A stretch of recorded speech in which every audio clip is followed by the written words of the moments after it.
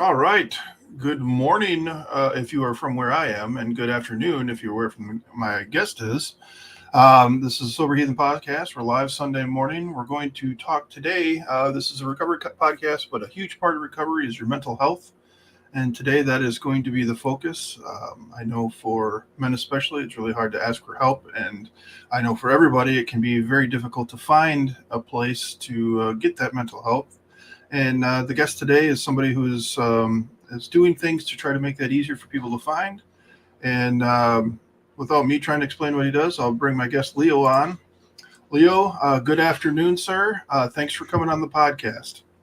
Yeah, thanks for having me, Scott. It's a pleasure to talking to you about my attempts to help people that struggle with addiction and recovery. Yeah, I mean, you've introduced me a little. So I'm a 30-year-old mental health entrepreneur from Germany, and I just started my journey like 6 months ago because I was diagnosed with ADHD at the age of 29, and I felt like disadvantaged in a system and society, and therefore I really felt like I needed to make a change. So in the beginning, I wanted to become a psychotherapist because I'm studying psychology.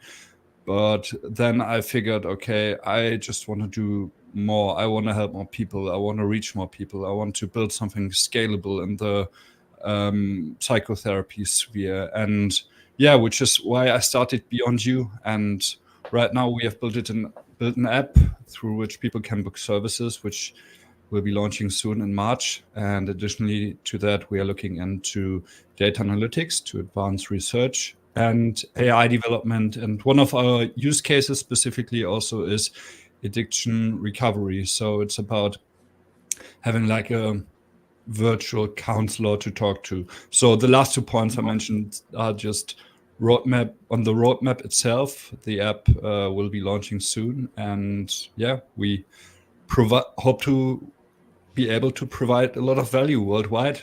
It's a global mental health care ecosystem. So this is our attempt to help people. Well, what great timing. Stuff's beginning to roll out in March. That's fantastic. Mm-hmm.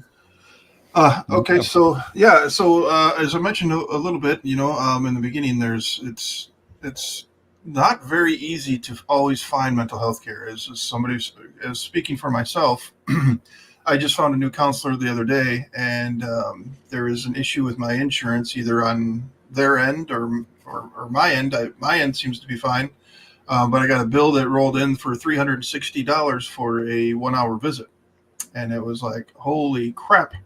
So talk a little bit more about what the app will do for people to help them find people. The AI is interesting. Let's talk about that separately, but a little bit of what you plan to do with the app. Yeah, definitely. I mean, we plan to build, we've already built an app that will be launching soon. And through that app, people can book mental health services. So psychiatrists, psychotherapists, coaches, yoga, meditation teachers. So anyone really that can help with bettering one's mental health. And as you said, it's not really affordable to be paying a counselor these days if you are paying it on your own. And this is just largely due to the fact that there are too few therapists. So we try to tackle this problem from a few different angles. First of all, we want to make it more affordable in first world countries by counselors from third world countries offering services. And it has a lot of to do with regulation and lobbying in a positive sense within politics. But yeah, I mean, overall, there are some cultural differences when you talk about mental health, but overall, like, the treatment approaches are somewhat similar. So it's already happening, and I see this on a global, larger scale as a vision for the future. That someone, for example, from Nigeria, where they have very good English speaking, very educated people giving online therapy to someone in the US, and we can be offering that at a much cheaper rate and still high quality care, because we are ensuring the quality of the therapist on our platform. So this is one attempt how we are going to make it more affordable in for people in the first world. And obviously we also have the other way around, but I don't want to go too overboard. This is just one attempt how we can better the situation in the first world. Yeah. Oh, that's given opportunities to everybody, opportunities for people to provide the service, and opportunities for people to get the service. So that's fantastic. I mean, mental health is mental health. I know that we can get shoehorned into, like, our environment and think that things are, this is, I know for me with my mental health, it's like, I'm the only one going through this. Why is this happening to me? But this is a worldwide thing. Mental health is, it's everywhere. It affects everybody. Not exactly the same, but everybody feels that same way. Like, it's happening to me. And when it's, I know for me, especially in addiction, when I would reach out and ask for help, and it's like, yeah, we can't get you in for a month and a half. Yeah, we don't accept your insurance. Oh my gosh. It was just way easier just to say, all right, screw it. I'm not even going to try this. I'm just going to go back to the bottle, because that is going to make me feel like it's helping me right now. Right. Yeah, definitely. I mean, you're talking about a very good point there, that the system itself is not really established in order to help people that struggle with addiction or with other mental health issues. And I think this largely comes down to mental health issues being destigmatized. So I mean, with physical health, a lot of people don't have any trouble to say, oh, this person has severe illnesses in that regard. But with addiction, it's like, I think anyone that does not work in the mental health care field does not really understand that addiction is a disease and a coping mechanism. And that is not something that people with a lacking willpower just choose to do. So it's also a lot about destigmatizing mental health in order to better the conditions of mental health care services. And this is something that I'm also passionate about and really looking forward, because it's about talking openly about it, sharing it, not being vague about it. I feel like in the past, a lot of people, especially with addiction, people used to say not, oh, he's addicted to XYZ. It's just like some random made up description, like, or he likes to have a drink once in a while, something like that. And you say it with like, not very openly. And I think it should obviously change. And therefore at Beyond You, we are also looking to build a community where people can just have a safe space and sharing their mental health struggles, because a lot of people are just being discriminated against for their mental health struggles, and I want that to change. Yeah, it's really crazy, and I try to speak about my experience the most because that's what I know the most. And there are people out there that will look at this guy as just drunk, because that's all they've seen me, right? But then there's people that have went through this journey with me, walked this path with me, and they look at a guy that's not a bad guy. He just made some bad choices, and he had some mental health issues, and he was going through an addiction. And I think that stigma that you talk about, it's really easy for people that have never experienced it to sit on the side of the road and, oh my goodness, look at that drunk. Well, you don't know what happened. You don't know what brought this, and it is a coping mechanism. I believe that 100%. To find that Yeah. drug that gives you peace. I think the big book says it really well when it says ease and comfort, because that's what we're looking Mhm. for. We're looking for ease and comfort. That's why we have that blanket. That's why we have that couch. That's why we have the cooling systems and stuff. We're looking for that instant ease and comfort. Yeah, definitely.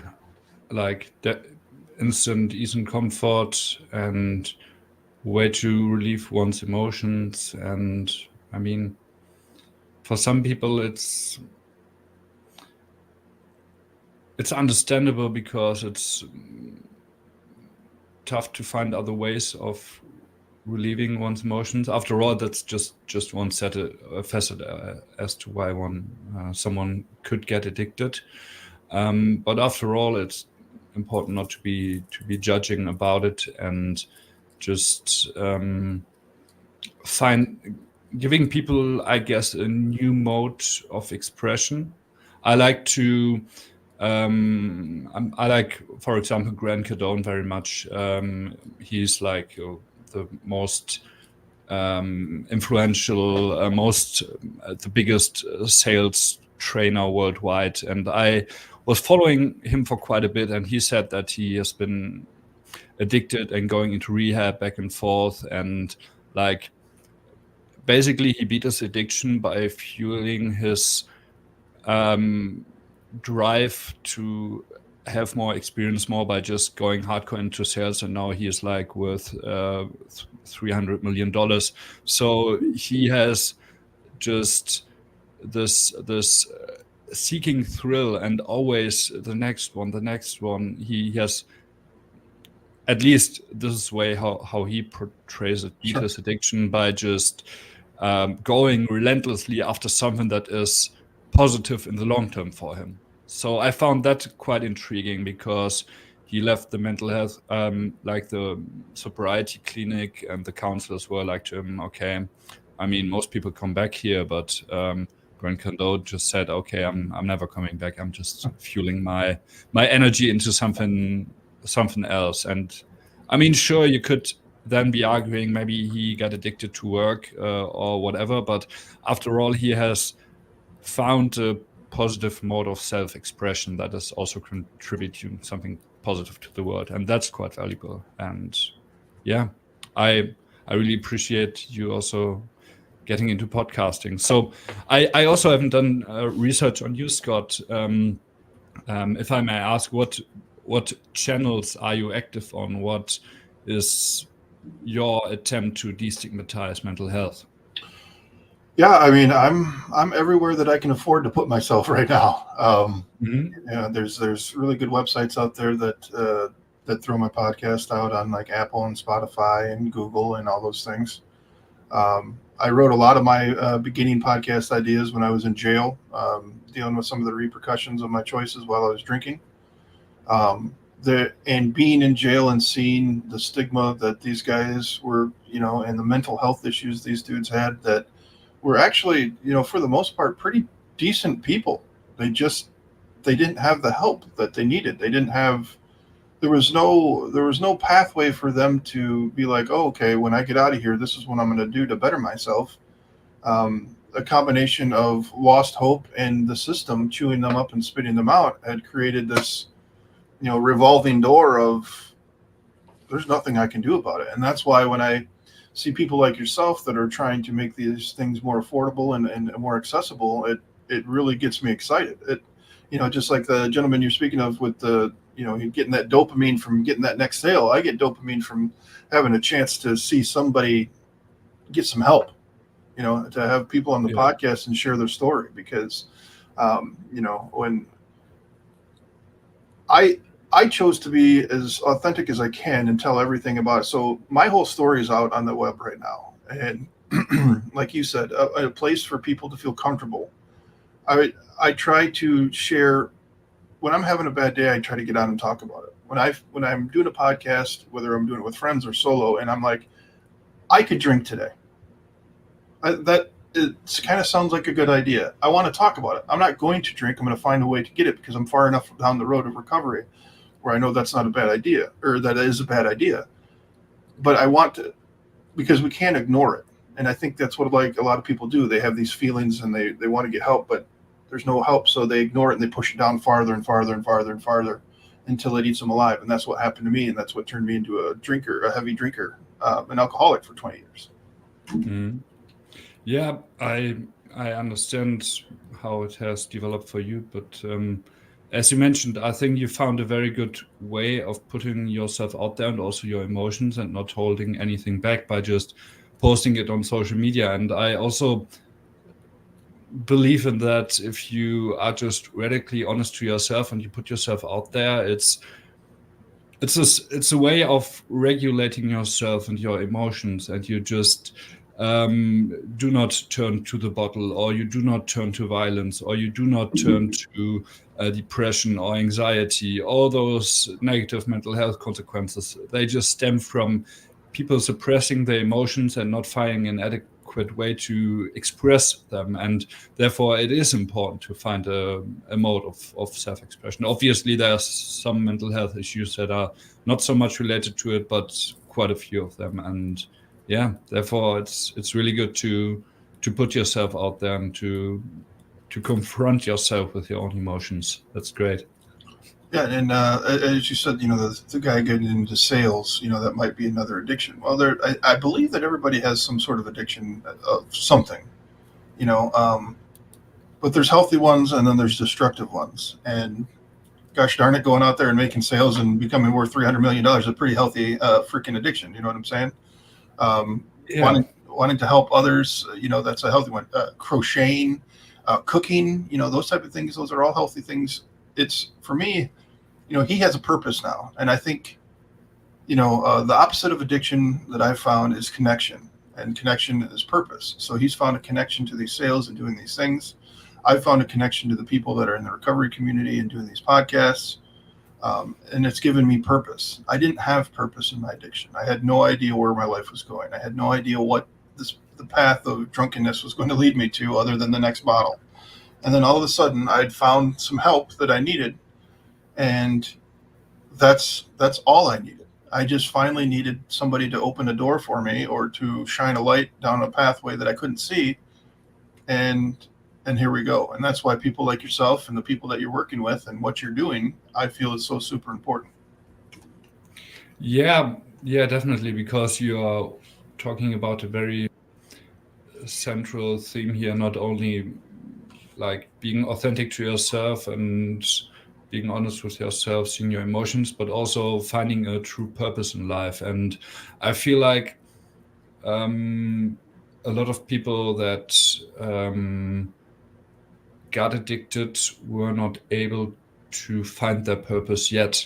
And it's one contributing factor why they got addicted. But like traditional psychology maybe struggles with this a little bit, because it's just like, yeah, they try to measure what is measurable, like the heritage, if the father was addicted or if you have other mental health issues. But like having a deep meaning, like a life vision of yourself, I believe just makes people less prone to addiction, because they know why they are going through their suffering, and they know that there's something worthwhile to pursue. And when they really want to pursue it and maximize this, most people realize pretty quickly that taking drugs, alcohol, smoking is just not contributing to their pursuit of something meaningful. Yeah. So Yeah. What you had talked about sorry, kind of, if I'm jumping around here, but you had talked about, the regulatory problems. I know that, there's rules and regulations and things that you have to follow. I don't need you to go into detail, but there's obviously going to be roadblocks when you're trying to do something worldwide, because I know here in the States, if there's somebody that if I have a friend that lives in a state next door to me, and they have a really good therapist, or they have a really good counselor, psychiatrist, I can't just go see them because my insurance doesn't cross state lines. Is there something that you guys are doing to help be able to alleviate that? Well, we do it in the sense that we are getting mental health care services at a cheaper rate, but we ensure the quality at the same time. So, for example, someone from Nigeria giving therapy to someone in the US. And sure, a lot of people now might argue that it is now taking away capacities from people in the third world. But on the other hand, we are looking at people from the first world, therapists also giving pro bono therapy. Okay. And sure, like therapists are overworked, they have too many demands. But at the end of the day, if someone is saying, okay, we have an opportunity to even educate people in the third world, to give therapy there online and also travel there, potentially educating others what can be done about mental health. It will just have a network effect itself. And also with the AI we are developing, it's about making therapy, like ensuring that therapists have less work in a way, Sure. because a lot of requests that mental health care professionals get are just out of life circumstances, let's say. So, for example, someone that has read about ADHD and for like 2 days, and they've just gone down that rabbit hole on the internet, and then they've taken some drugs at the same time, and all of a sudden they believe they have ADHD. So it's about filtering down when care is really needed. This is what the AI is really all about. But also by taking people seriously, you still have to take them seriously and not downplaying it. But Sure. this is just our attempt to prioritize people in mental health. And I think a lot of counselors struggle with this because they don't know what's happening if someone is writing a mail, if they are just being super emotional, or how true is it. So it's also about digitizing diagnostics to a certain extent. And Oh my God. I mean, there are solutions like that already, but our approach is all about interconnectedness, because we have online therapy, we have data analytics, and we have AI development, and all of them are interconnected. And yeah, so dude, the AI is the AI is going to be so freaking helpful, because I look at, like, I do recovery coaching for a living. So I'm certified here in the state to be a recovery coach, and the amount of paperwork and things that I have to do behind the scenes is not near what the therapist set to do. So what people don't understand, that clogs that clogs things up quite a bit, because for every assessment that a therapist does, for every individual therapy session, with the insurances and the regulations and the paperwork that, excuse me, that they have to fill out, they spend an hour with you, and now they spend an hour doing paperwork. And so I think AI is going to be a tremendous help in help alleviating some of that stuff, and that alone is going to open up doors. So the fact that you guys are using AI, I mean, I go and I talk to Grok on X, and that thing's like I'm talking to a real person, man. AI is unbelievable right now. It really is. And the fact that you guys are going to utilize that, that's just fascinating. Yeah, thanks a lot. I mean, we are doing whatever we can, and it's not so much about taking like work away from people with AI. Oh. I think in mental health care, a lot of people get this concept because it's about making everyone suffer less from their mental health issues. And I mean, even therapists admit that there are oftentimes certain patterns that certain individuals fall into, and therefore an AI is just really, really trainable. And it is trainable because there's a big community behind it, which we are planning to build. And obviously the data is going to be anonymized. This is our highest priority because it's a sensitive issue, obviously. Yeah, it can be. I hope it doesn't stay that way, though. Like the assessments that you do when you go in for your first treatment with a therapist, I could see AI handling that because, like you said, there are pathways. But maybe I'm jumping the gun on that. You know what I mean? But yeah, Well, I think one has to differentiate between like what people are willing to put out there, and I mean, obviously, like the individual, they can feel free to share whatever they want, you know, like sure. people. Uh, and then on the other hand, you should be looking at how we as a business are proceeding with the data, and obviously, this is going to be anonymized to train the AI and also to provide research data for like clinical medical research. So, Awesome. So what can we do to help you out? Is there anything that we can do to help you out right now?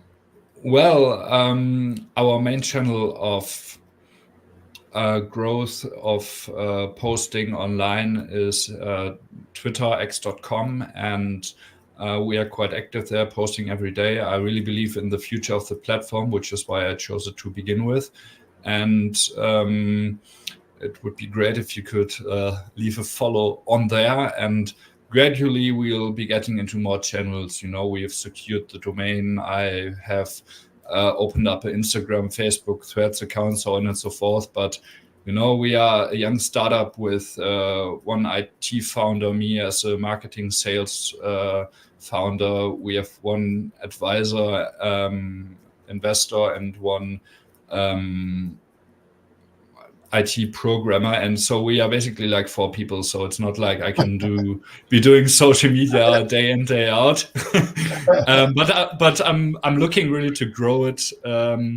So yeah, like I said, it would be great if you could just hop on Twitter and follow us on x.com, or like on Instagram you can also find us, but I haven't been able to post there with such a regular basis. Yeah, Instagram's got more people on it, I think, but it's harder to use. But yeah, X has really helped me grow. So if you are listening to this and you like the podcast, please give them. Who are they looking for? They're looking for you, and what else are they looking for when they're going for that follow and that sub? Leo? Can you please repeat the question? I didn't quite get what you. Sure. They're looking for your account, and what was the name of your? Oh yeah, beyond_you_net on Twitter. Yes. Right on.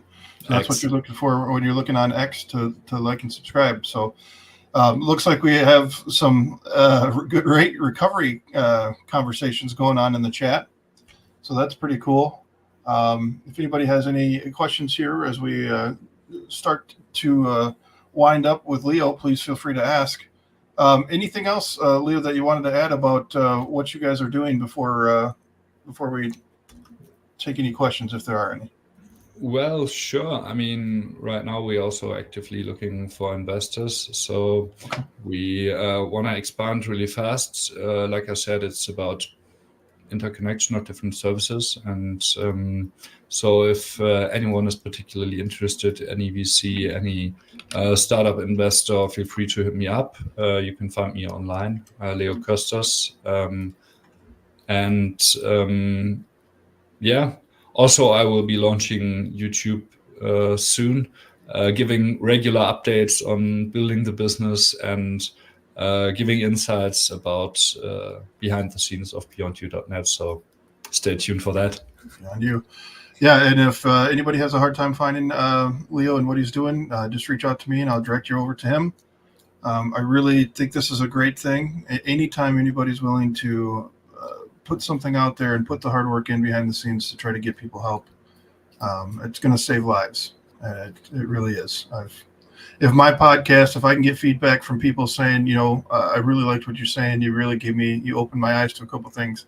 If my little podcast can do this, then this will absolutely help people. So thank you so much, Leo, for coming on, man, and talking a little bit about it. Let's do it again after launch if you want, and you can kind of let us know how things are going. Oh yeah, definitely. I would love to be there again. It was really fun talking with you. Very inspiring, Scott. Thanks a lot for having me. Yeah. Take care, Leo, man. It was so great. And everybody, thanks for listening, and we'll see you on the next one. See you soon. Bye-bye, Scott.